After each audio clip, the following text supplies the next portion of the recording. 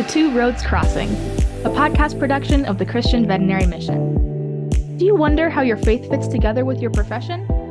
Well, join us as we explore how to live well at the intersection of two roads crossing.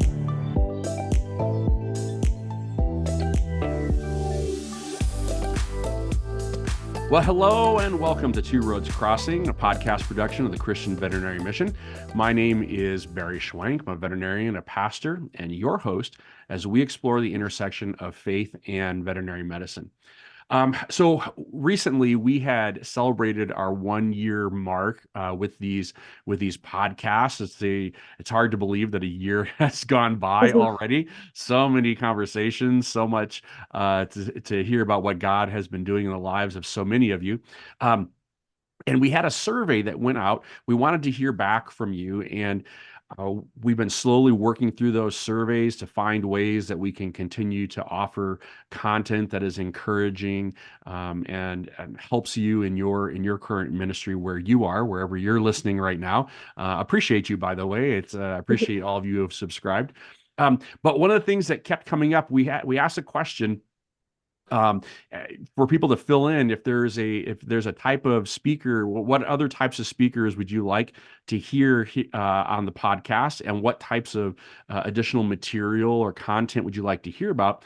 And there was one answer that came up quite frequently, and I had to smile to myself because the suggestion was we want to hear more from veterinary technicians, especially vet techs who have mission experience. And at the time of doing the survey, you didn't know, but I knew that I had somebody on the hook who was ready to share. And by the time, every once in a while, it takes some time to get schedules that can jive together. And then after a bout of influenza that postpones, just to throw that into the mix too. It's one of those things, just it's part of life. But today I am excited because I have certified veterinary technician Lindsey Abrams joining me, who not only is a veterinary technician, but she has short-term mission experience. And I finally get to talk to you on the podcast, Lindsey. So yes. Yay, everybody's healthy, everyone's happy. This is I appreciate you taking the time. I know this is always it's always hard to find time in the midst of everything else, but people want to hear from veterinary technicians, and people want to hear from vet techs that have mission experience. And here you are. So yes.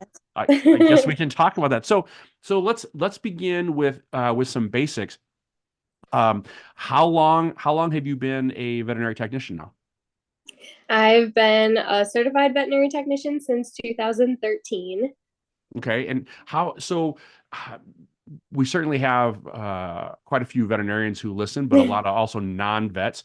So what exactly does that mean for those that aren't familiar? What is a certified veterinary technician, and what does it take to become a certified veterinary technician? Yeah. So when I went to tech school, there were a couple options where you could do a 2-year degree or a 4-year degree. The 4-year degree kind of involved getting more education, so you'd be considered as having a bachelor's degree versus just an associate's. I say just, but so I did the 2-year program, and of course you have to go through general courses, and then you can get more into the veterinary technician courses. I think the general courses were only a semester or two, if I'm remembering right. So you didn't have to really complete too much. And a lot of the general courses I had already taken when I was in high school. So that helped out. And then after the 2 years, I actually had to do an internship at a clinic. And following that, if you passed the classes and internship, then you were good to graduate.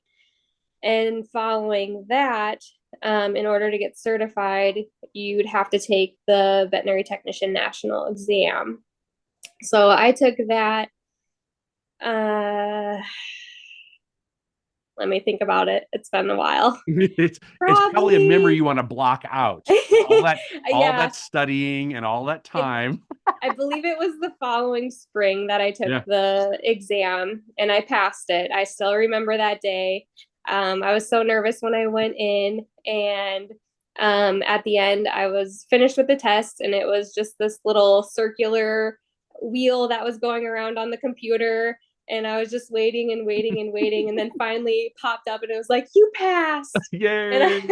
yeah, it was so awesome. And it was really cool just how everything worked out, because my internship was at a small animal and large animal clinic, but we primarily focused on large animal, and it was like breeding that we were doing.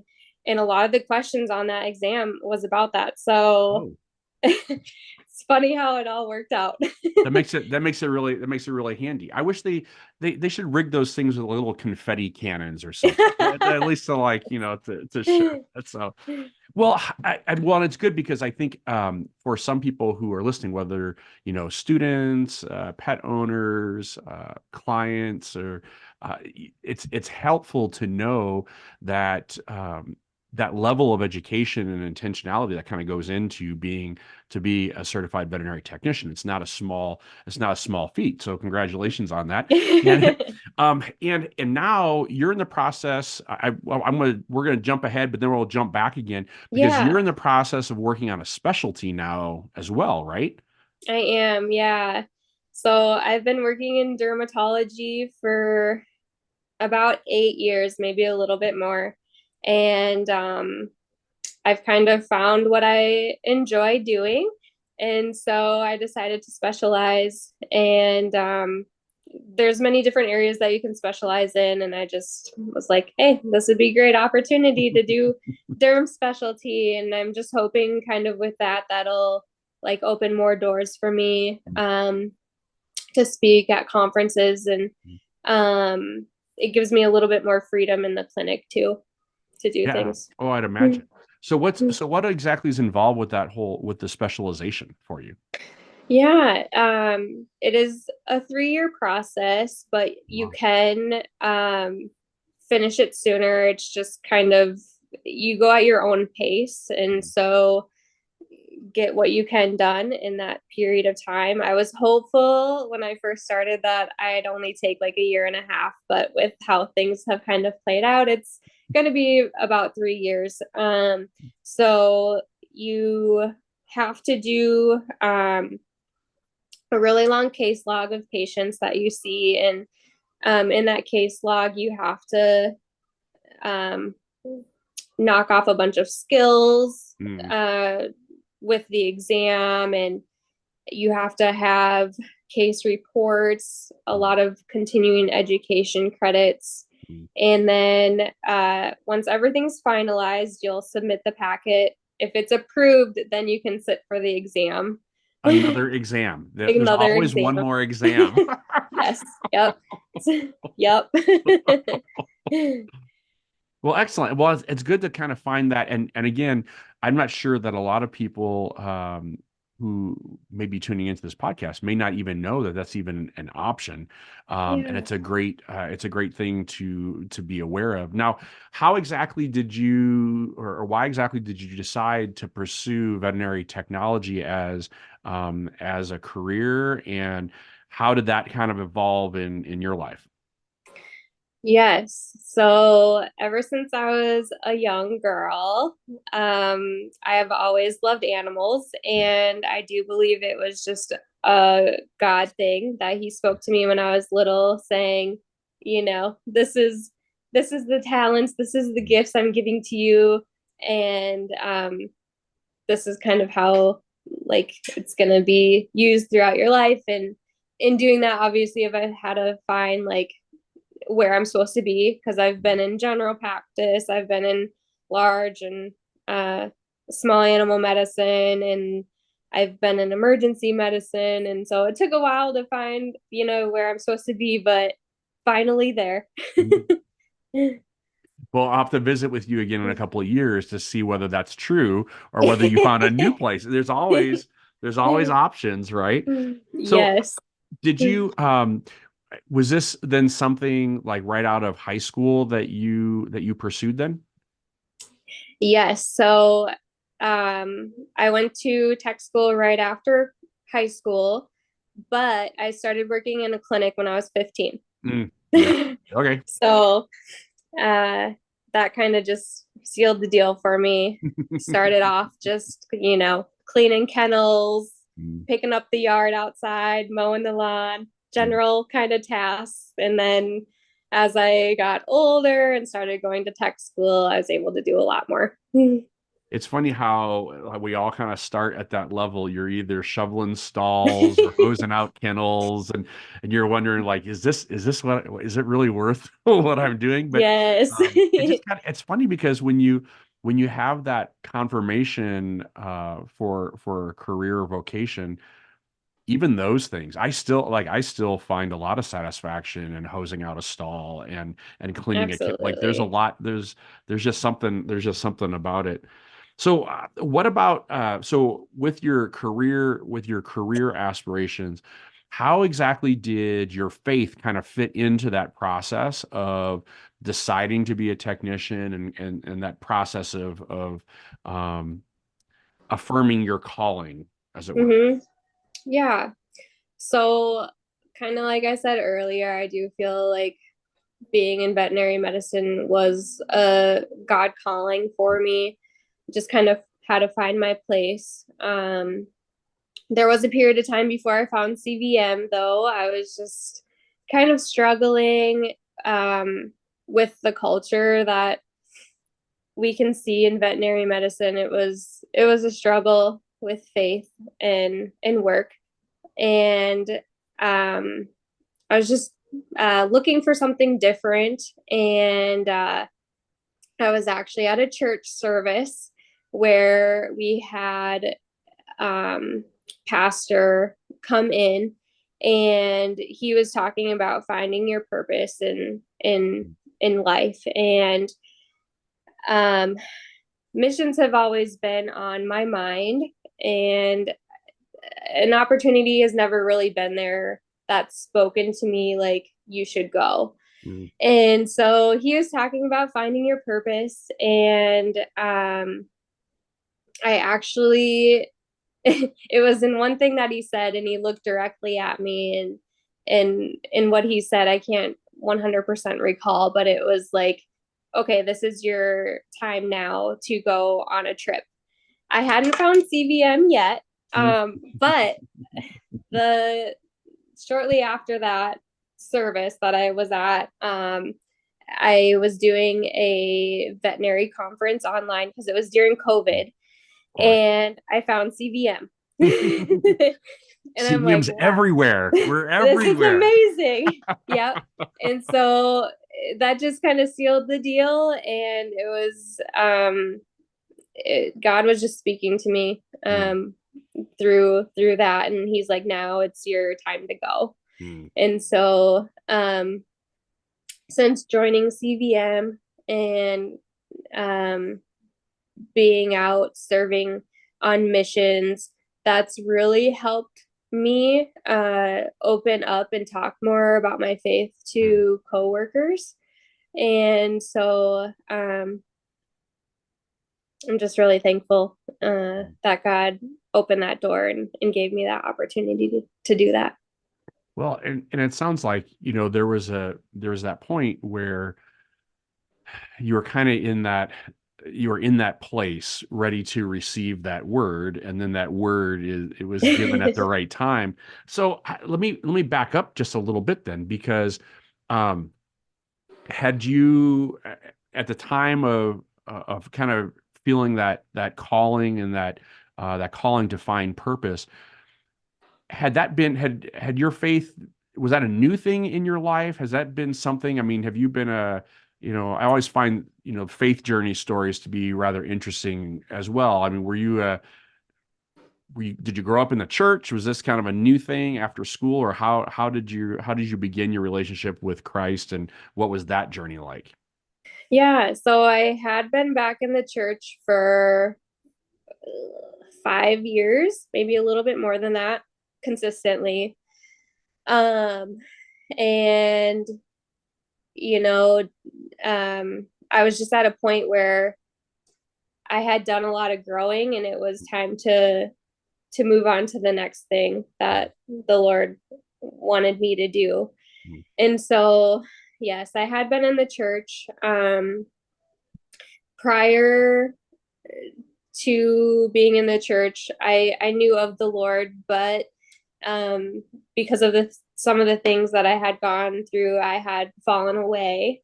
And it wasn't until, I had kind of reached rock bottom and was tired of everything that I was dealing with that I was ready to finally come back home.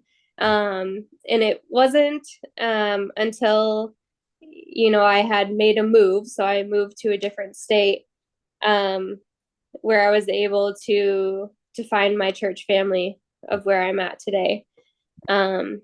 So yeah.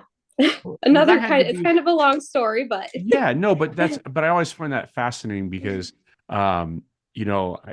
we talk about this sometimes at our church. Sometimes you're the woman at the well, and sometimes you're the woman at the bottom of the well. We talk about yes. like hitting rock bottom, and just the way that God shows up in those moments where you feel the most desperate. Was that when you moved? Was that move partially a desire to get a fresh start and to try to reconnect with God as well? I mean, sometimes we need that physical relocation Yeah. to do that. Is that It's really funny how it started because I was at home back in the other state, and I was just so tired of everything. And I just asked God, I'm like, what am I supposed to do? I don't know what I'm supposed to do. And he spoke to me and he said, move to Minnesota. So that's where I'm at now. And I'm like, well, there's not much there. And, I'm pretty much going to be on my own. But, if it's your will, I will do it. And I packed everything up, moved to Minnesota, started everything completely new. And, it was a healing process. Before I found my church, 2 years. So 2 years I went through things, had to work through things. And, I had a relationship with God, but it was nothing like it is today. Mm-hmm. Well, and that's a good reminder. I know for folks that are listening to this, sometimes you can get to that place of just feeling so overwhelmed, and the weight of the world seems to be kind of crushing you. And sometimes it does take that. Sometimes it takes just the breath of God blowing you to another place that allows you to be fresh and to be out from underneath that cloud, and allow you to begin to renew your relationship with him. And so it sounds like your relationship with him was present, but it was almost as if it was hard to really thrive in it. Is that a good way to say it? Maybe? Yeah, I think so. Yeah. Okay. Yeah. And you were at that time. So at that time, you were already a certified technician at that point? I was. Okay. Yep. So you took your certified veterinary technician certificate, and you packed up a suitcase, and you took your certification, and you decided to head to the great state of Minnesota, where the land of opportunity would be awaiting for you. Yeah. And how was that? So that initial relocation. Can you maybe put into words or explain what that felt like arriving in that new place? What was that like initially? Was it immediately rainbows and bubbles, or was there still kind of some scar tissue that had to be pulled back and dealt with? Definitely a lot of scar tissue. Okay. Yeah. Yeah. A lot of smoothing out the rough edges. And uh, so prior to moving to Minnesota, I felt like I was very dependent on other people. And part of that growth was God saying, I want you to be dependent on me and not other people. Mm-hmm. And so that was a big learning process for me, to completely rely on him and not others. And so that's where a lot of my growth came in. It's just me and my dog hanging out in my apartment, and just go to work and come home and just figure out who I am, who God wants me to be. Mm. And I think that's also important to talk about that, because sometimes we talk about that physical relocation as being as potentially being a good step towards health and healing, but we take a lot of that disease with us too. And so it's not as if and I appreciate hearing that, because there was still a lot that had to be dealt with. But it sounds like you, in this new location, you were afforded the space and the time to be able to really focus on your relationship with the Lord and allow yourself to be healed and to go through all of those steps.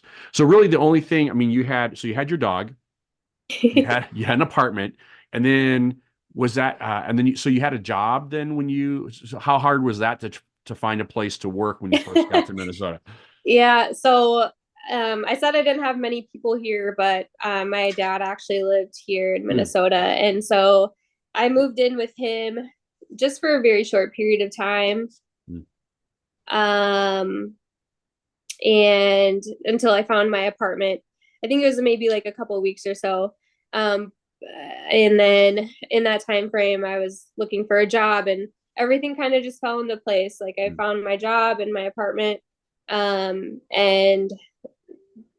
just everything kind of worked itself out. But that was 2 years though, right? I mean, like, so we say that in the span of 30 seconds, and yet that was a 2 year process for you. Yes. To go through that. And is this the same practice that you're at now, or is this a different practice? It's a different practice. Okay. Yep. So it was just a general practice that I was at. Okay. So you're at this general practice, and you're going through trying to figure out, letting all the dust settle on the move and all those things. And you're about 2 years in, because you said it was about 2 years before you found a church, right? Yeah. Yep. So how did that happen? So, throughout the healing process, I'm just like, well, I need to get, healthy physically, like I need to start eating better, like a more balanced diet. Like I need to start going to the gym, Mm-hmm. And, so I got a gym membership and I got a personal trainer, and she and I started to become friends. We built a friendship relationship, and through that, she invited me to church. And I definitely had no negative thoughts. I'm like, oh yeah, this would be great, because I was kind of at this point in my life where I'm like, it'd be great to start going to church. Like I need to go to church. I just don't know, where to go.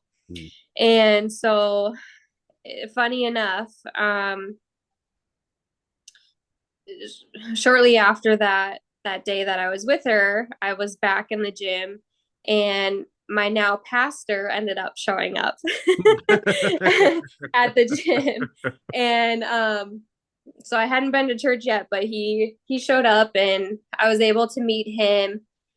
And there was just a kind of an instant connection there. He saw that there was just kind of something missing inside of me, a light that was a little dull that needed to be brightened. And he's like, you should come check out church this Sunday. And I'm like, sure enough, I will. And I did. And and I've been there ever since. And so, I think through my pastors too, there was a healing process as well. They were able to help me walk through a lot of things. So. And it sounds like that initial, that initial transition, although good, was also a little bit heavy. But the ability, I think, what was started before you moved to Minnesota, you had the sense of calling from God from a career perspective, and that kind of helped bridge the gap for you between those two places. You found a place to kind of land, to begin to work, to begin to find yourself, again, allowing yourself the time and space in order to heal, so that spark could kind of get fanned, and at the right time, in the right place. Pastors show up to gyms every now and again, and there you go. And that's Yes. So that was, and it was at this church then that, was it at this church then that you then kind of felt that call towards missions? Absolutely. Yep. Yep. So, okay. So in your story, not to recap or anything like that, but you, as a certified veterinary technician, you move. As you're rediscovering what God has for you, he orchestrates a personal trainer, a church, a pastor. And when is it that you then discovered, got into the current practice that you're in? Well, so along with finding my church, I also found my husband. Oh, well, that's a bonus. That's a bonus. Yes. And when I found him, there was just this point in my life where, like, okay, well, now I need to work on a better, like, work-life balance, because I was working emergency at that time. And so I was doing overnight shifts, weekends, holidays, all of the not so great times. Yep. Right. So, and then the dog that I had at that time, she started to become really itchy. And there was a dermatology practice right next door. So I took her over there, and they were actually looking for a CVT at that time.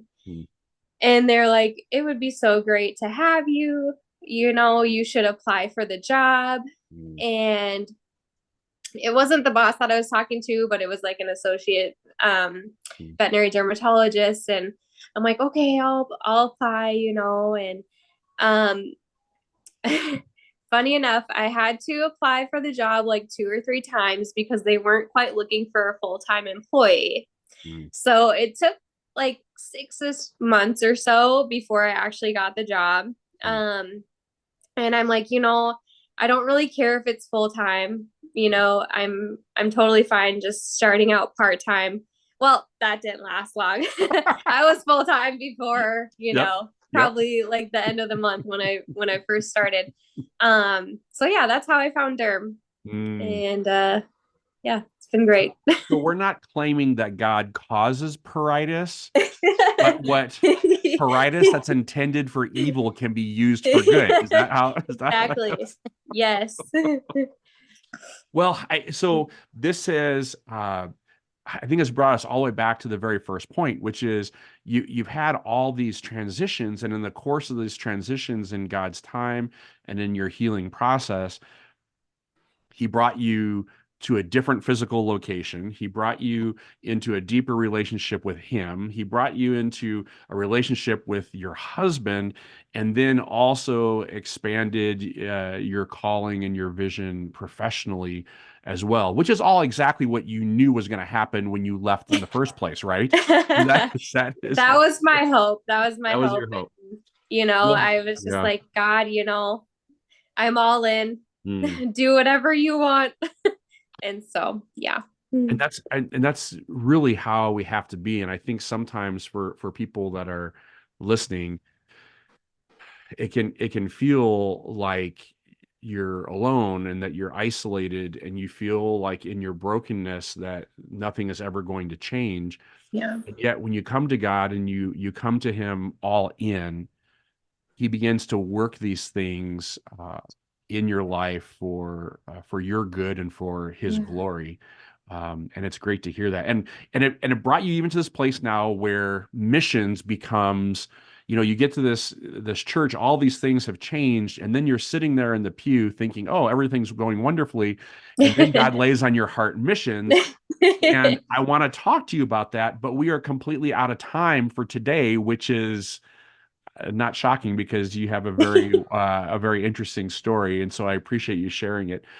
So would you be willing to stick around and have another conversation with me about then the transition in that next phase, which is God calling you into missions and what that looked like in your life? Are you cool with that? Absolutely. Yep. Okay, wonderful. So then for everyone else who, if you are listening, see, this is how we get you. We get you with part one. You got to come back for part two because you got to hear the rest of this story. But in all seriousness, one of the things that I absolutely appreciate and love about Lindsey is her willingness to share her story, and it's a story I think that many of us can relate to, because we've all been in those places of darkness, those places of just frustration, and even to the point of feeling overwhelmed. But the beauty is that when you take the pieces of your life and you put them into the master's hand, he can do beautiful and miraculous things. And what comes on the other side is, again, for your good and for his glory. So if you trust him, if you learn to trust him with every aspect of your life, hopefully together we're learning how to live well at the intersection of two roads crossing.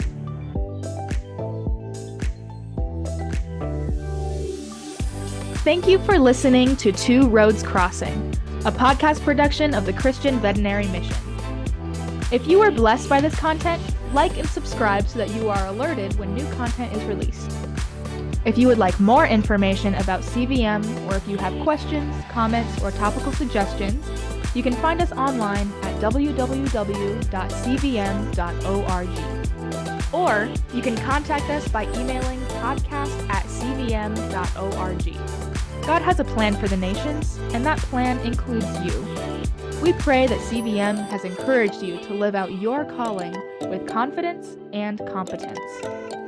So, until next time, may the voice of the shepherd ring loud and clear as you follow him in faith to the intersection of two roads crossing.